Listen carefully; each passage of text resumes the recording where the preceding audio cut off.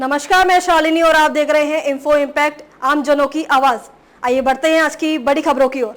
क्या राष्ट्रपति पुतिन की वजह से पीएम मोदी और राष्ट्रपति चिनफिंग की हुई थी मुलाकात? रूस ने दिया जवाब। रूस के कजान में हुए ब्रिक्स सम्मेलन को रूस ने सफल बताया है। पिछले हफ्ते के ब्रिक्स शिखर सम्मेलन के परिणामों पर दिल्ली में मीडिया को जानकारी देते हुए भारत में रूसी राजदूत डेनिस अलीपोव ने कहा कि ये 35 राज्यों और 6 अंतर्राष्ट्रीय संगठनों के नेताओं के साथ विस्तारित प्रारूप में पहला शिखर सम्मेलन था, जिसमें संयुक्त राष्ट्र महासचिव के साथ साथ एशियाई, अफ्रीकी और लैटिन अमेरिकी देश शामिल थे। उन्होंने कहा कि यह एक समावेशी मंच है। रूस में भारत और चीन के बीच हुई द्विपक्षीय वार्ता। ब्रिक्स सम्मेलन के दौरान भारत और चीन के बीच द्विपक्षीय वार्ता भी हुई। इस वार्ता को रूस ने सकारात्मक घटनाक्रम बताया। वहीं रूस ने यह साफ कर दिया कि चीन और भारत के बीच हुई बैठक में उनकी कोई भूमिका नहीं थी। डेनिस अलीपोव से सवाल पूछा गया कि क्या पीएम मोदी और शी चिनफिंग के बीच हुई मुलाकात में रूस की कोई भूमिका थी, तो उन्होंने जवाब देते हुए कहा कि इस बैठक में रूस की कोई भूमिका नहीं थी। गौरतलब है कि हम इस तरह की बैठक का स्वागत करते हैं। सीमा विवाद पर हुआ समझौता। आपको बता दें कि हाल में संपन्न हुए ब्रिक्स सम्मेलन 2024 से ठीक पहले भारत और चीन अपने सीमांत क्षेत्र में सैन्य गतिरोध को समाप्त करने के लिए एक समझौते पर पहुंच गए। यह समझौता पूर्वी लद्दाख की सीमा पर साल 2020 की झड़प के 4 साल बाद हुआ है। सीमा विवाद की वजह से दोनों देशों के बीच संबंध कई दशकों के सबसे निचले स्तर पर पहुंच गए थे। आपको बता दें कि पूर्वी लद्दाख सेक्टर के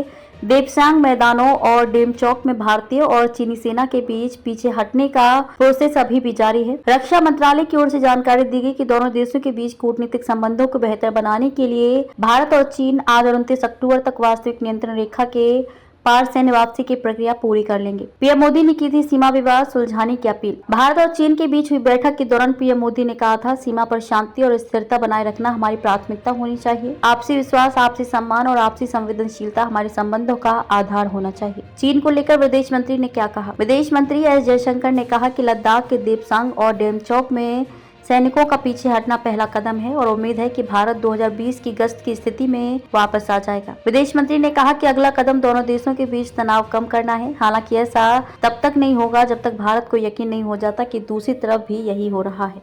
खबरों में अब तक के लिए बस इतना ही। फिर होगी आपसे मुलाकात, तब तक के लिए नमस्कार और देखते रहिए इन्फो इम्पैक्ट, आम जनों की आवाज। ऐसे ही लेटेस्ट अपडेट पाने के लिए हमारे चैनल को सब्सक्राइब करें और तुरंत नोटिफिकेशन पाने के लिए बेल आइकन प्रेस करना ना भूलें। यदि आप हमें फेसबुक या इंस्टाग्राम के माध्यम से देख रहे हैं तो हमारे पेज को फॉलो जरूर करें। धन्यवाद।